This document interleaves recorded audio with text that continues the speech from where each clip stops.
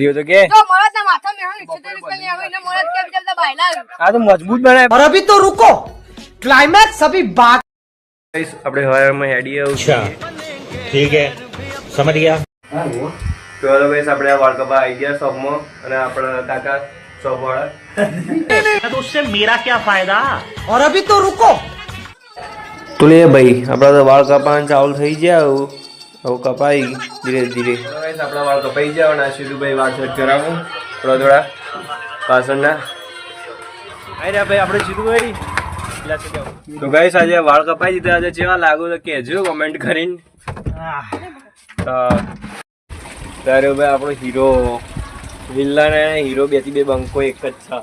ડોશિયો ના પાડતો નહીં મંદિર માં તો ગાઈસ આપણે સિદ્ધુભાઈ ના ઘેર પહોંચી ગયા આજે અને સિદ્ધુભાઈ ના શ્રી કૃષ્ણ દર્શન કરાવીશું ત્યારે સિદ્ધુભાઈ ના શ્રી કૃષ્ણ ભગવાન નાના બાળકો પાડને શીખ નવડાવો ભાઈ તો જો તૈયાર કર ભગવાનના કોણમાં તો ભાઈ તમારા માટે કોન્ટેન્ટ ક્રિએટ કરવા માટે જઈએ હોય છે એવું બહાર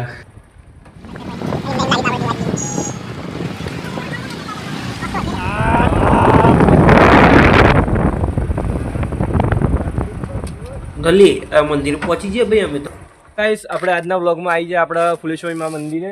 જે આપણો ગામમાં હ તો એડા આપણે લઈ જઈએ ફુલેશ્વરીમાં મંદિરે મંદિરના અંદર આવું ચાલો ગાઈસ તો ભાઈ આ નીલકંઠભાઈએ તો પીળા કલરનું વસ્ત્ર પહેર્યું છે ભાઈ તો હેલો ગાઈસ આપણે આવી ગયા તો ફુલેશ્વરીમાં મંદિરે તો આ દર્શન કરીએ ફુલેશ્વરીમાં મંદિરે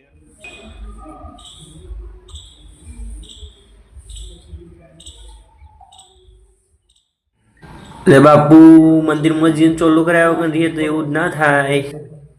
ચોલ્લો તો કરે પણ પ્રસાદ તો લેવાનું બને છે તો આપણા ફુલેશ્વરીના મહારાજ અને ફુલેશ્વરીમાં મંદિર તો ભાઈ બોલો હર હર મહાદેવ આપણે આ ફુલેશ્વરીમાં મંદિરે આવી ગયા હતા એટલે ઉપર ટેરેસ પર ચડ્યા આવીએ તો ઉપરથી તમને વ્યૂ બતાવીએ ફુલેશ્વરીમાં મંદિરનો તો ગઈશ આપણે ફુલેશ્વરીમાં મંદિરે આવ્યા તો આવું જઈએ ઘેર ભાઈ પાછા આવું માતાજીના મંદિરમાં આવી જતા અને અહીંયા માતાજીની પૂજારી જેમનું નામ નીલકંઠ તો કેવું તમારું જય પાછા આવું વજન કરાવે અને સિદ્ધુભાઈ વજન કર્યું હોય એમનું તો સિદ્ધુભાઈ કેટલું વજન બોલાવે તમારું ચડજો 58 કિલો એ હોય ચલો કરી દીધો તો ભાઈ વજનનું મપાઈ એવું આપણે ચેટલું વધ્યું હોય ઓછું થયું હોય રનિંગ તો જઈએ પણ વધ્યું ઘટ્યું આપણને ખબર એ ભાઈ આ તો 2 કિલો વધી ગયું